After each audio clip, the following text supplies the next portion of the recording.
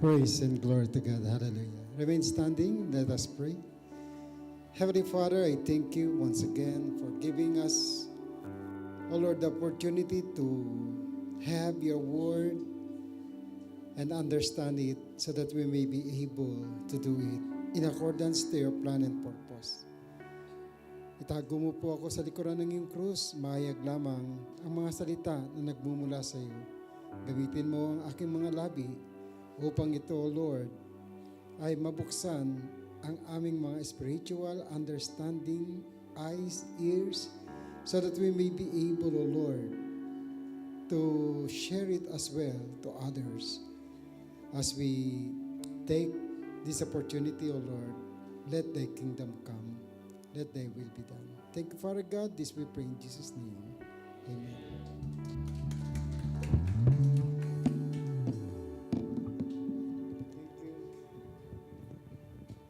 Ang lakas ng echo.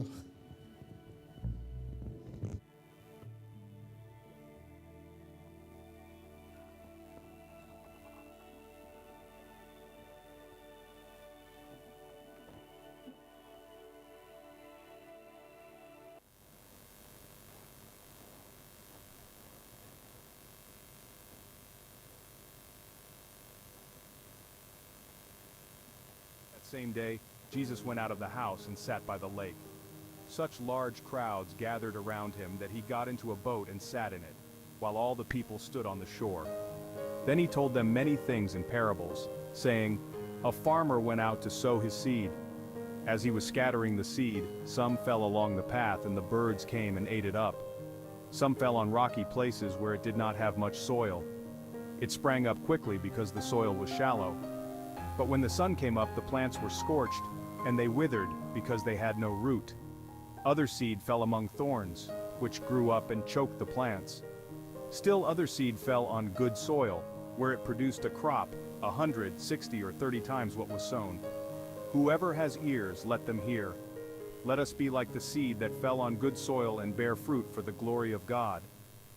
That same day,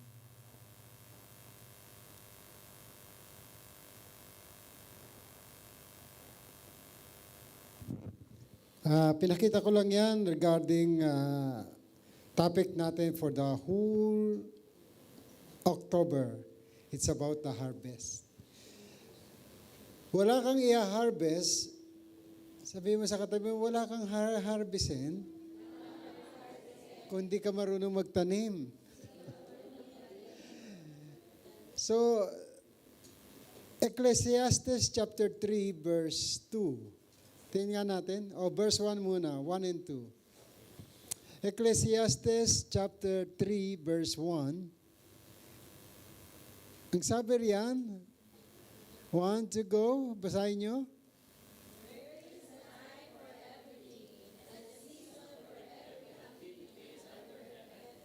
And verse 2. A time to be born and a time to die. A time to plant and a time to uproot. Amen? Yung uproot dyan, no? A time to plant, therefore, there is also a time to harvest. So, tiningnan ko itong harvest. May idea ba kayo kung ano yung harvest ng Lord? May idea kayo kung ano ang harvestin? Ano ang aanihin nyo? Depende kung ano yung tinanim nyo. Amen? Sa puso nyo, sa isipan nyo, in all things, may tinatanim tayo. Amen? Ang natural na tao, born of Adam and Eve, ang tinatanim natin ay natural.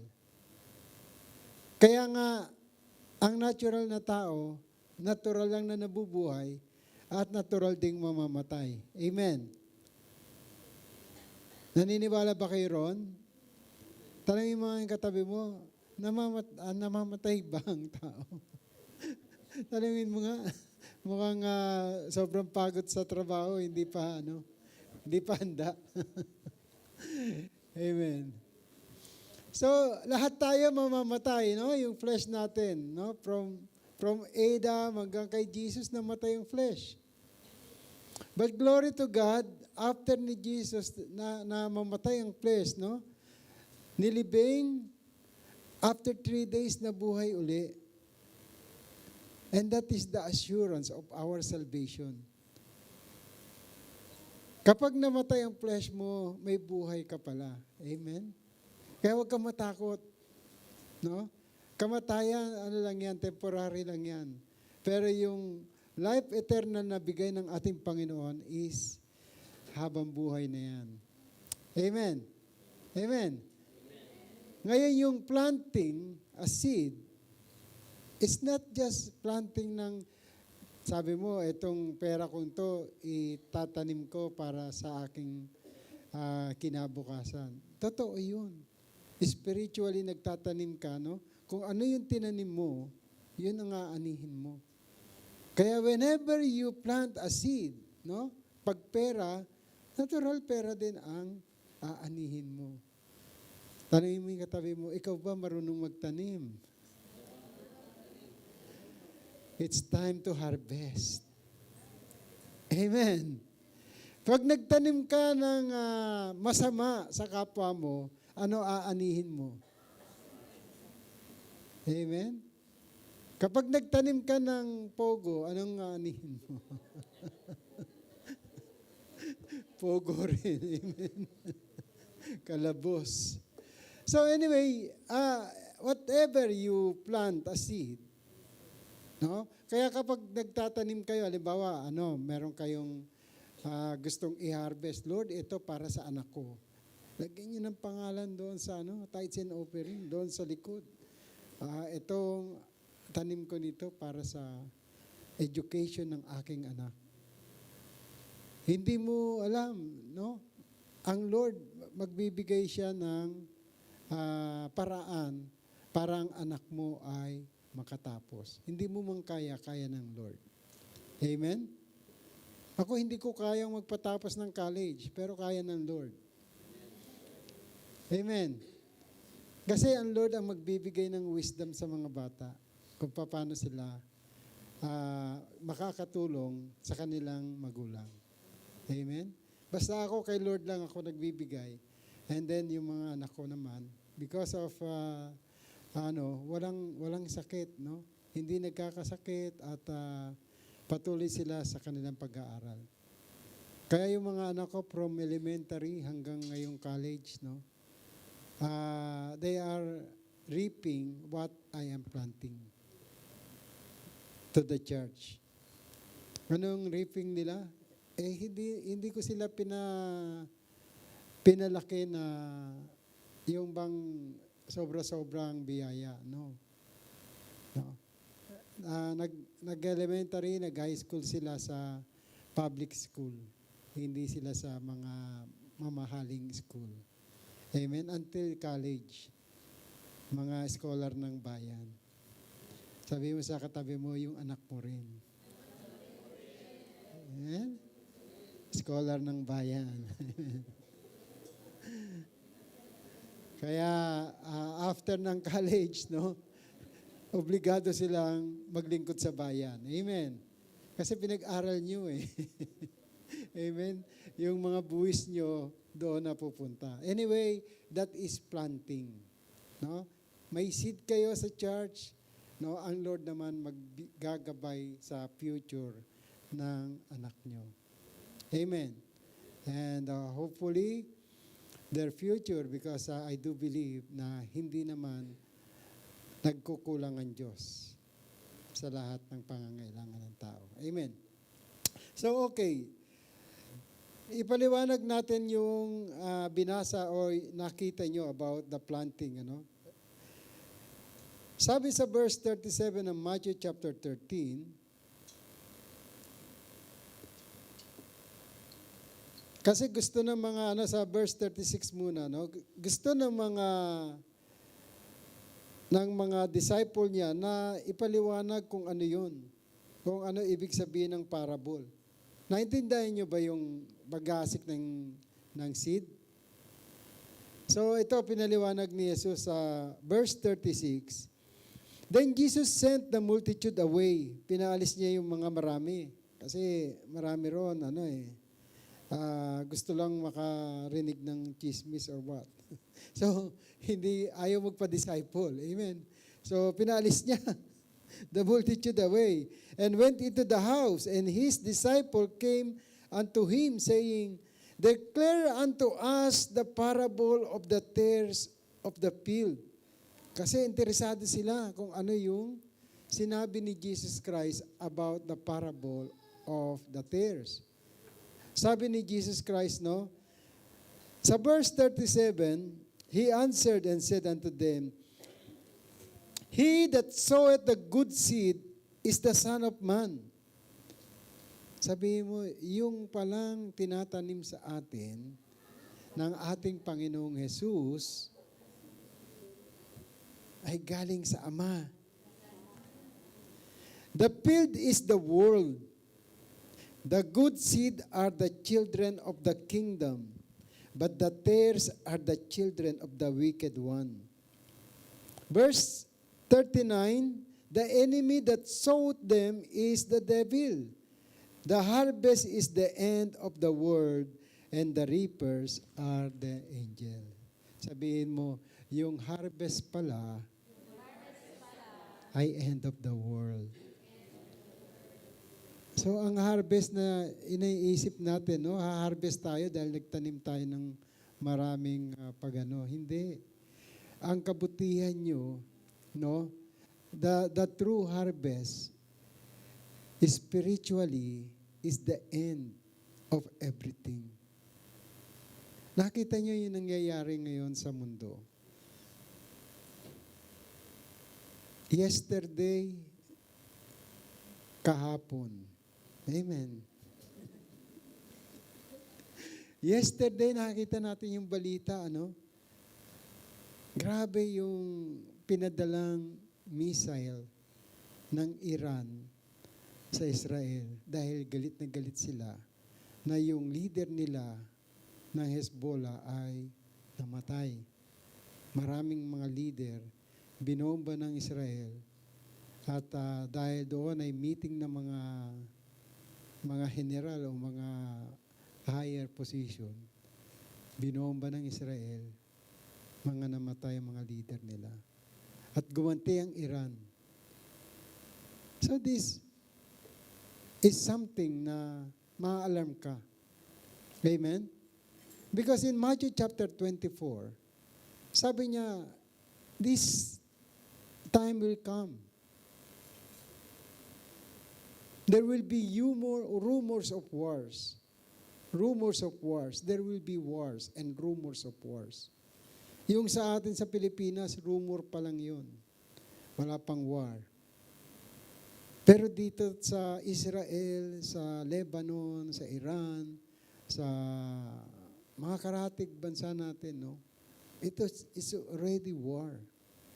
Kaya yung mga tao na nandoon, yung Pilipinas ngayon mag-hire ng plane para lang sa mga OFW sa Lebanon o sa amang bansa na malapit sa giyera. So, imagine that, no? Yung mga pinag-iipunan ng mga bansa ay baliwala ngayon. Yung mga tao na nag-ipon ka ng maraming panahon para maka-acquire ka ng property mo, sarili mo, in a blink of the eye, according to the Bible, mawawala sa iyo. Amen? Sabi mo sa katabi mo, huwag kang matakot mawalan ngayon. Harvest time. Amen? Kasi hindi naman lahat ng ina-accumulate mong property, no? Kung kalooban yan ng Lord, hindi yan mawawala sa iyo. Amen. Huwag kang matakot. Ngayon, kung may hinihingi sa iyo, ibigay mo lang. Huwag mo nang tanungin, Lord, ikaw ba yan? Baka mamaya, hindi ikaw yan, ha? Mapasubo ako. So, no. It is in your heart. Kapag kinausap ka ng Lord, then go and give. Because, sabi ko nga sa inyo, walang bagay dito sa mundo na matitira, kundi ang salita ng Diyos. Sabi ni Jesus Christ, all the things that you can see, mawawala yan sa paningin mo. Pero ang salita niya na nasa puso mo, no one can snatch it. Amen? Wherever you go, lahat ng pangako niya, tutuparin niya sa iyo. Umabot na ako ng 6 na dekada, never fail yung pangako ng Diyos. Amen? Naranasan kong magkaroon, naranasan ko rin mawalan. Pero the same God is there, giving everything and providing everything for me. So marami nang nawala sa akin actually. Mga minana pa, tapos yung trabaho, nawala pa yung mga sweldo. But still, I'm still in front of you, testifying the goodness of God. Bakit? Harvest time is not harvest ka ng property or what? No. Naghihirap ka rito, ang harvest time natin ay ang kapiling natin ang Panginoon. So sabi niya rito, no, there is an enemy in verse 39. The enemy that sowed them is the devil. The harvest is the end of the world, and the reapers are the angels. Verse 40 of Matthew 13, as therefore the tares are gathered and burned in the fire, so that it be in the end of this world. The Son of Man shall send forth his angel, and they shall gather out of his kingdom all things that offend, and them which do iniquity, and shall cast them into the furnace of fire. There shall be wailing and gnashing of teeth. Then shall the righteous shine forth as the sun in the kingdom of their Father. Who had ears, sabi niya rito, who had ears to hear, let them hear. This is according to the spiritual understanding. So tingnan natin itong Mark chapter 4 about doon sa pinakita ng video, no?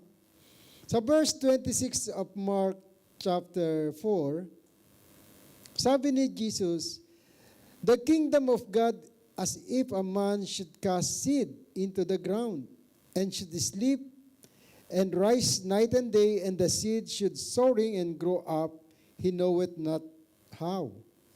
For the earth bring forth fruit of herself, first the blade, then the ear, after that the full corn in the ear. Actually, this is our verse and topic for the month of October. But when the fruit is brought forth, immediately he put it in the sickle, because the harvest is come. Yung explanation, sorry. It is not about Mark chapter 4. It's in Luke chapter 10. Hindi rin, sorry.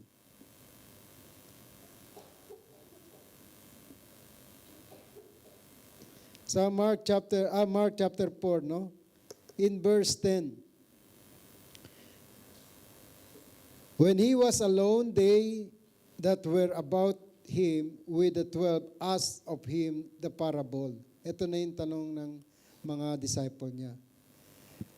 And he said unto them, unto you it is given to know the mystery of the kingdom of God, but unto them that are without, all these things are done in parables. Sabi mo sa katabi mo, hindi mo maintindihan kung hindi ikaw nagpa-disciple. Kailangan disciple ka. Amen? Ng ating Panginoon. Amen? So in verse 12, sabi rito, That seeing they may see and not perceive, and hearing they may hear and not understand, lest at any time they should be converted and their sin should be forgiven them. Yun pala yun. Mako-convert sila na born again. Amen? Ano yung conversion nun? Yung flesh mo, yung ikaw ay natural, ang conversion nun magiging supernatural ka. Like Jesus walking here on earth. Yun yung conversion. Kaya sabi ng Panginoon, no, they are given parables. Kahit na marinig nila 100 times, 1,000 times, o mabasa nila 1,000,000 times ang Bible, still, hindi niya pa rin mauunawaan ang ibig sabihin ng Panginoon. Magtatalo-talo lang sila sa kanilang own understanding, kani-kanyang paniniwala. Mag-aaway-away, lalo na yung mga nagtuturo ng salita ng Diyos. Marami ngayong mga religious people, maraming mga tao na gustong magturo ng salita ng Diyos, but the understanding is not according to the Holy Spirit. Tandaan natin, ang teacher mo, hindi ang pastor mo, kundi ang Holy Spirit na nagtuturo sa iyo. Amen? Kaya any error na maririnig mo dito sa pulpit, o anything na maririnig mo sa pulpit o sa mga media or whatsoever, wag mo agad kukunin kung hindi mo siya pag-aaralan. Kasi mamaya, ituturo mo agad, hindi ka naman nag-aral. Sabi nga ni Maceda noon, little knowledge is a dangerous thing. We must have a deeper relationship to the one teaching us. It is the Holy Spirit. So every time you ask the Holy Spirit. Kasi yan yung pangako ng ating Panginoon. John chapter 14, verse 16. Hanggang 22 nga. Ayan mo nga. Okay, basahin nyo. And I will pray the Father, and He shall give you another Comforter, that He may abide with you forever. so He will abide with you forever. That is the Holy Spirit. Verse 17. Even the Spirit of truth, whom the world cannot receive, because it seeth Him not, neither knoweth Him, but ye know Him, for He dwelleth with you, and shall be in you. So ang Holy Spirit ay nasa sayo. Amen? He dwelleth in you.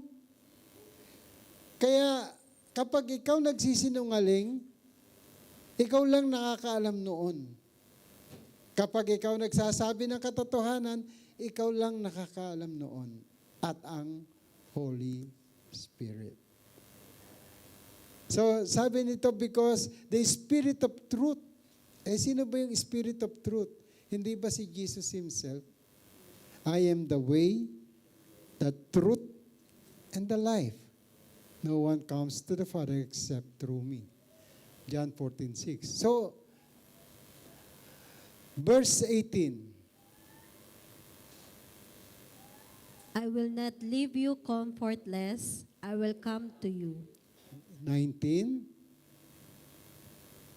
Yet a little while, and the word saith me no more, but ye see me, because I live, he shall live also. Si Jesus po nagsasalita dyan. Kaya nung umalis siya, sabi niya, hindi pa naintindihan to ng mga disciple niya kasi nandun pa siya eh. Amen?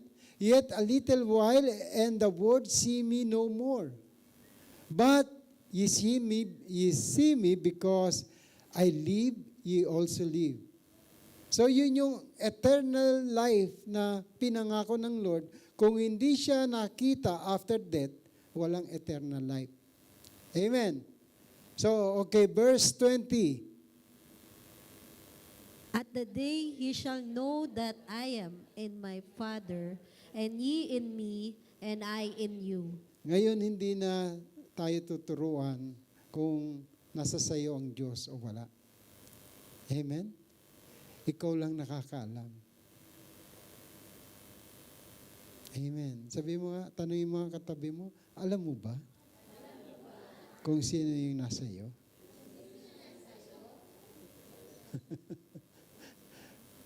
Only the Spirit of truth will reveal. Amen? Kahit na ikaw nagpapalayas na ng demonyo, only you knows who is inside you. Declare natin, greater is He who is in me than the devil who is in this world. Ikaw lang nakakaalam niyan. Sabi mo sa katabi mo, ikaw lang nakakaalam niyan. Amen.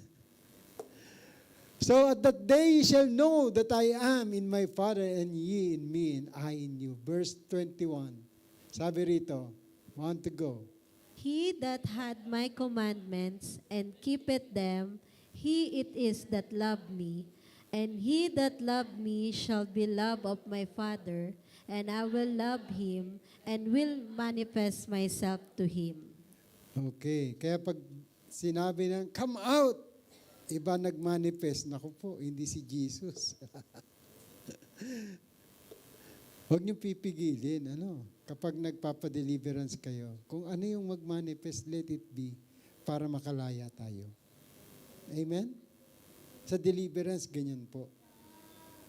Kaya ang nakakalaya normally sa deliverance, yung walang alam sa deliverance. Kasi yung may alam, alam niya yung katotohanan eh.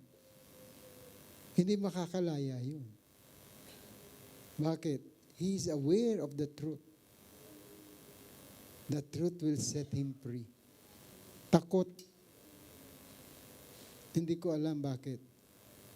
But the truth will expose you, and the truth will set you free. Amen. Kaya ang devil, he is the father of all lies. Kaya yung father of all lies, alam mo na kung sino yung father ng truth, which is Jesus Christ. Sabi niya, I am the way, the truth, and the life. But the Bible declares the devil is the father of all lies. Amen. Gusto niyo ba makalaya? Taas nga ang kamay yung gusto. Taas ng kamay yung gusto makalaya. Sabi mo sa katabi mo, malaya ka na. Aminin mo na lang. You have the freedom already when you receive Jesus Christ as Lord and Savior. Kaya sabi niya nga rito, He that had my commandment and keep them, that is He that loved me. So ang gagawin na lang natin, mag-harvest na lang tayo. Amen? Kaya nga, prepare your sickle. Ano nga harvestin mo? Yung pinaharvest ng Lord. Amen? In the last day, marami ang maghahanap ng Diyos. Ready ka na ba na magsabi sa kanila about what you have learned in this church? Kailangan ready tayo to answer everything. Amen? Tatanungin ka, paano ba masave? Just repeat after me. Accept Jesus Christ as your Lord and Savior. Nothing more, nothing less. Receive the Holy Spirit. Ano yung Holy Spirit? That is the Word that became flesh and dwell among us.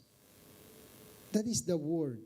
Hindi mo makikita ang Word eh. Nakita niyo ba yung Word na sinasabi ko ngayon? Sino nakakita ng Word? Hindi, di ba? Narinig nyo.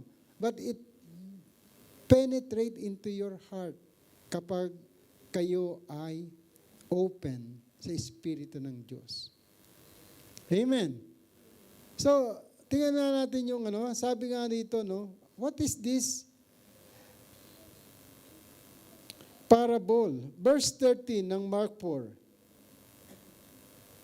And he said unto them, Know ye not this parable? And how then will you know all parables? Verse 14, kayo nga. The sower soweth the word. So the sower soweth the word. Importante po na malaman natin ang word. Ano yung word? John chapter 1 verse 14, and the word became flesh, beheld the glory of the one and only, begotten of the Father, full full of grace and truth. Ano yung word? Word made flesh. We beheld His glory, the glory as of the only begotten of the Father. He is the only Son of the Father. At punong-puno siya ng grasya. Hindi disgrasya. Punong-puno ng grasya at katotohanan. When you receive Jesus Christ, for as many who receive Him, to those who believe in His name, He gave them the power to become children of God. Kaya yung nireceive mo, nag-born again ka, you have the power of the Word. Because He is the one who is going to do what everything you asked for. Ako nyo? Balikan natin yung sinabi ni Jesus, no?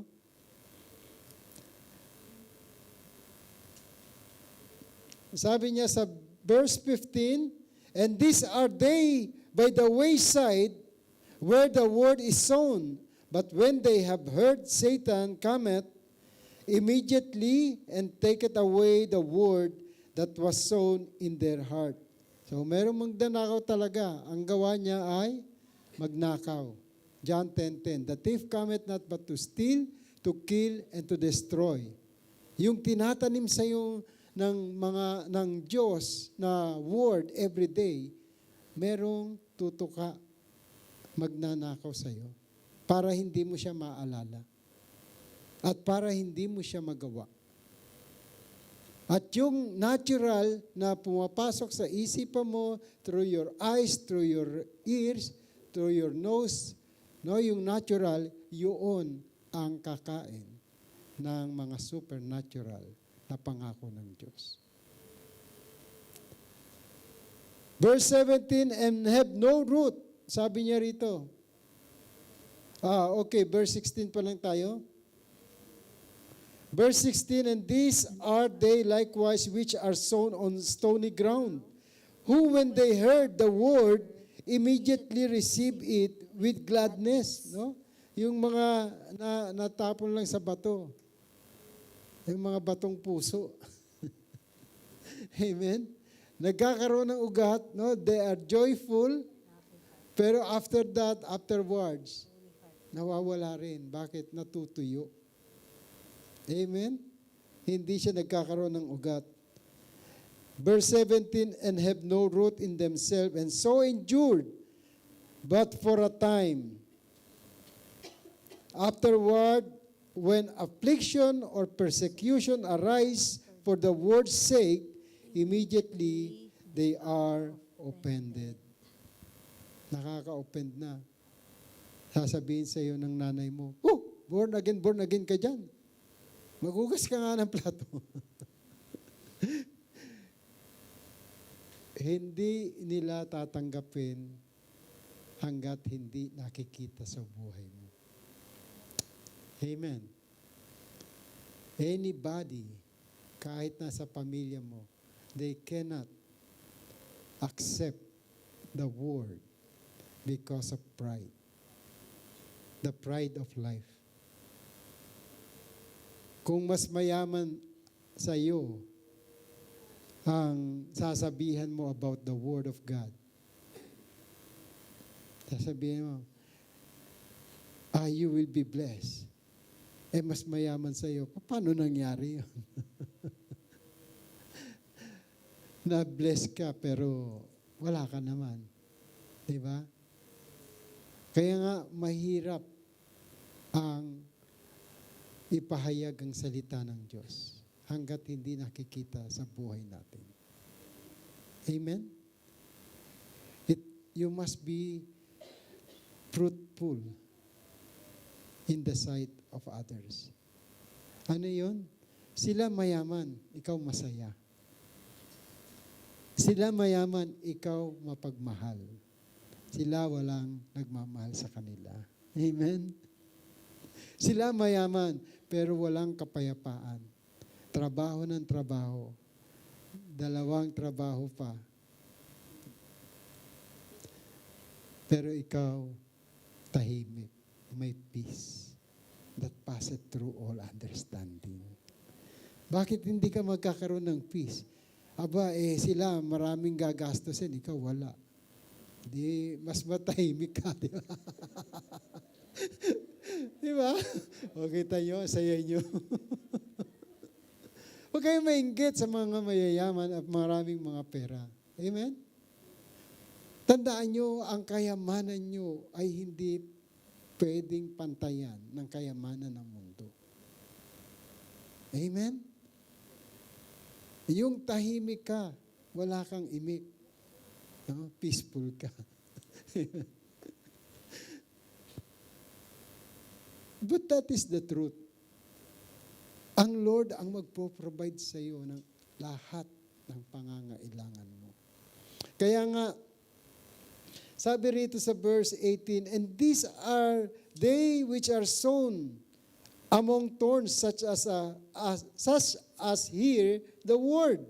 Narinig nila ang salita. Verse 19, and the cares of this world, and the deceitfulness of riches, and the lust of other things, entering it, choke the word, and it become unfruitful. Amen? Hindi sila masaya kahit marami silang pera. Kahit na ang Lord binigay na lahat sa kanila. No? Magagarang bahay, magagarang sasakyan. Bumibili sila ng kasiyahan. Nakakaawa. Napunta ako sa Las Vegas, no? Sabi ko, yung mga matatanda ang doon. Laro ng ano. Yun na kasiyahan nila. Yung pinagpaguran nila for how many years doon sa US, ini-spend nila sa machine. Tuwan-tuwa naman yung may-ari ng mga machine. Yung mga hotel at saka yung mga slot machine doon. Tuwan-tuwa may-ari.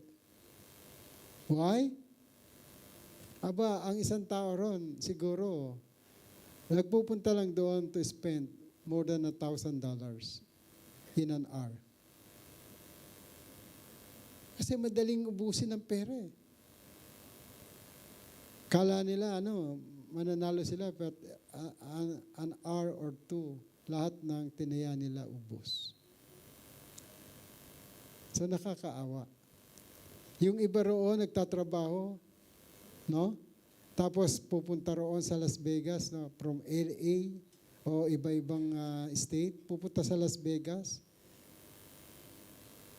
Alam nyo ba, sabi nung isang reception na koron, naglalaro ka ba ng slot machine?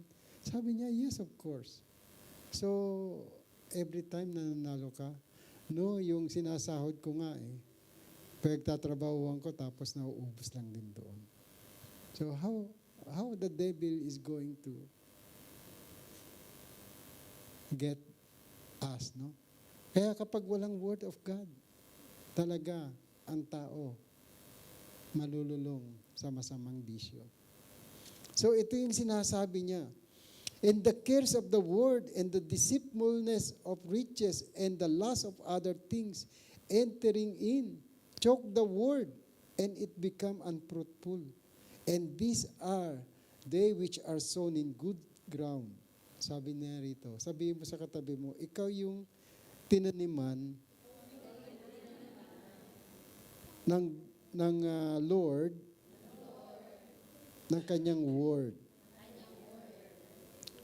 You are sown in good ground, such as hear the word and receive it, and bring forth fruit.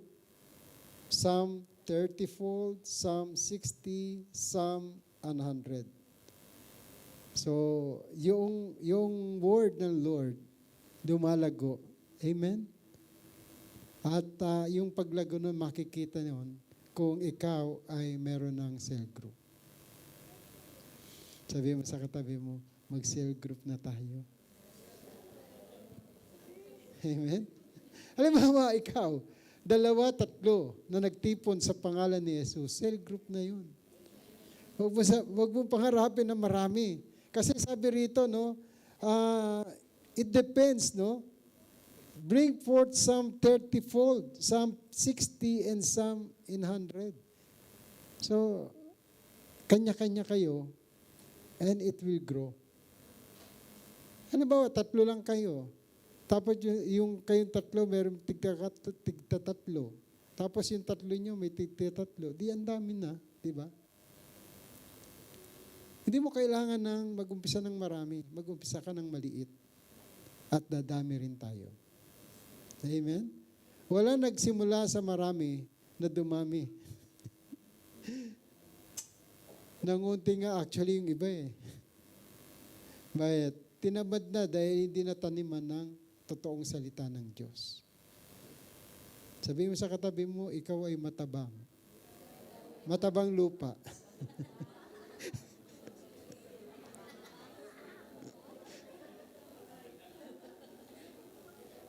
Masyado naman kayo. Sabi mo uli, ikaw ay matabang lupa. Amen? At ikaw ay good soil. No, yan ang ibig sabihin ng matabang lupa. You are good soil. And you will harvest 100 folds. Itong harvest time na to, ang gusto ng Lord, double time tayo. Huwag tayong magpatumpik-tumpik kasi hindi mo alam kung kailan mangyayari yung nangyari sa Lebanon dito sa UAE o sa Pilipinas o sa Middle East. It is very near na ang harvest. And we must be ready. Our sickle, sabi nga ni Jesus Christ, it is already ripe. Nandyan na. Nasa paningin na natin. So, anytime will come. Amen? Isipin nyo, yung ni Kibuloy, ang daming mga tao na naniwala. And then bigla na lang, hinarbes. Amen. I'm sorry pero hindi ko alam kung ano yung tinuro niya sa mga tao. Na kapag wala raw pirma o ganun ba? Hindi nagdaan sa kanya, ay hindi ka makaparoroon sa langit.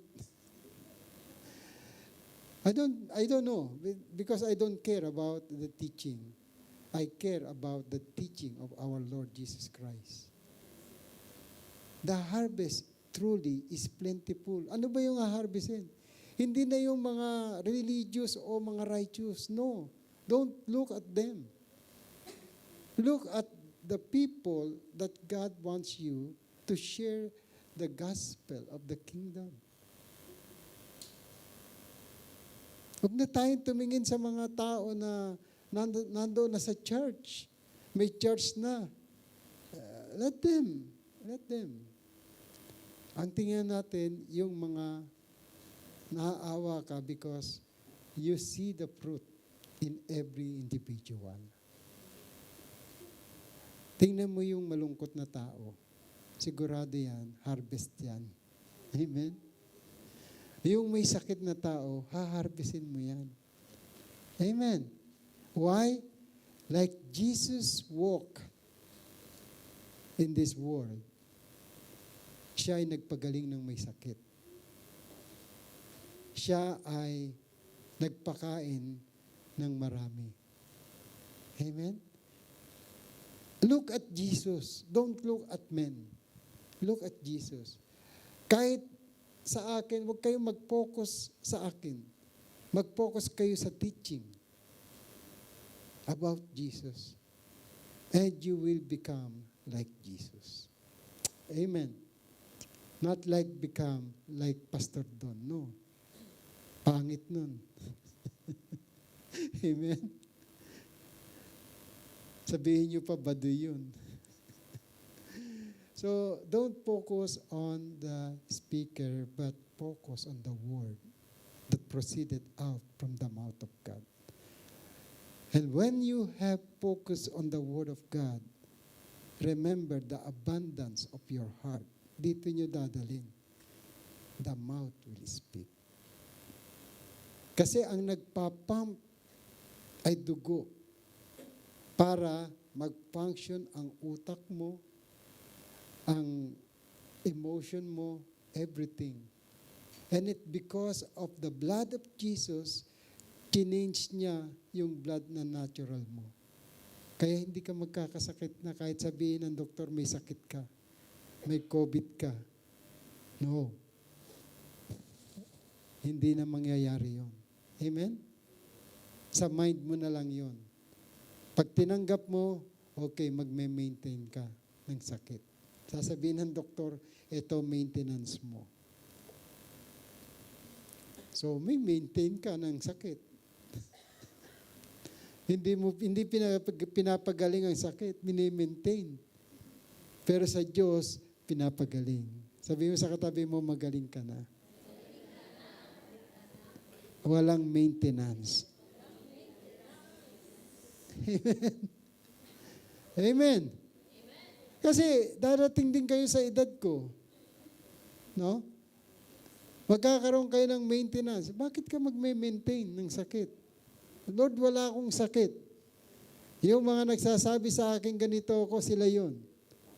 Kaya ayoko nang may nagsasalita na may sakit ka. Amen. Sumakit o sumakit ang tuhod mo, sabihin mo, meron ka ng arthritis. Cast it out. Namaga ang mo dahil sa kinain mo. Cast it out. No. Do not maintain any sickness in you. Because greater is He who is inside you than the devil who is in this world. Niloloko ka ng demonyo, kaya naman nagpapaloko ka. Amen. So kung gusto mo ng harvest, no? I-cast it out. Simulan mo sa sarili mo. Early in the morning, I have the blood of Jesus from the crown of my head down to the sole of my feet. Kaya nga napako yung flesh para palitan ng dugo ni Jesus. Amen. You are now a glorified body because you are born again. Lagay natin sa isip natin yan. Ako mamamatay ako kahit na anong sakit. But inside me, the soul that was saved by our Lord Jesus Christ will never going to die. Sabi nga ng mga Briton, to die, you are already live. Today, when you accepted Jesus Christ, you accepted the supernatural life in you. Kaya nga, espiritu siya. Those who will going to worship God, because God is a spirit, you must worship in spirit and in truth. Ano ba yung spirit and in truth? Di ba si Jesus lang yan? Parating Jesus Christ, because He is our pattern. The finisher of our faith. Amen. Wala na tayo sa sarili natin. Ang namumuhay na sa atin, walang iba, kundi ang Espiritu o ang Word ng ating Panginoon. So whatever you say, whatever you speak, kung curse yan, makikurse ka. Kung blessing yan, mabe-bless ka. And that is your harvest. Kung ano yung tinatanim mo, yun ang aanihin mo. magtanim ka parati ng curse, huwag kang umasa na mag-harvest ka ng blessing. Araw-araw, reklamo ka, araw-araw, ganyan ka. Ang utak mo, utak dito sa mundo. Huwag kang umasa ng supernatural. You must have a supernatural mind setting, the wisdom from God. Yung hindi mo nakikita, inaasahan mo, and that is faith. Hebrews 11:1, faith is the substance of the things you hope for, and the evidence of the things which is not seen. So, itong October na to, I want you to focus on the harvest. Tingnan natin, ano ba yung tinanim ko, Lord, para sa iyo? And the harvest truly is plentiful. Magtanim tayo. Kung hindi ka pa, marami pa ang pwedeng itanim. Magtanim tayo ng pagmamahal, love, joy, peace, gentleness, goodness, kindness, faithfulness, self-control. These are the seed that we need for our future. And then, love is number one. Love your neighbor as yourself. This is the greatest commandment. Wala na po tayong itatanim na iba. Huwag kang magtatanim ng galit. Napakahirap umani ng galit. Amen? Matinik, masakit. Amen. Sabi mo sa katabi mo, I will plant love to you. Now and forever. Hindi yung phileo love, ha? Yung pagmamahal ng Diyos. Na kung saan kaya niyang ipagpalit kahit na buhay niya para sa iyo. Amen?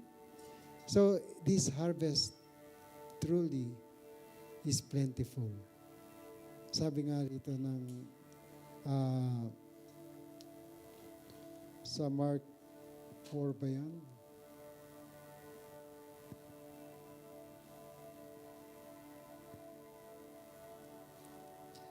Mark 4 verse 29.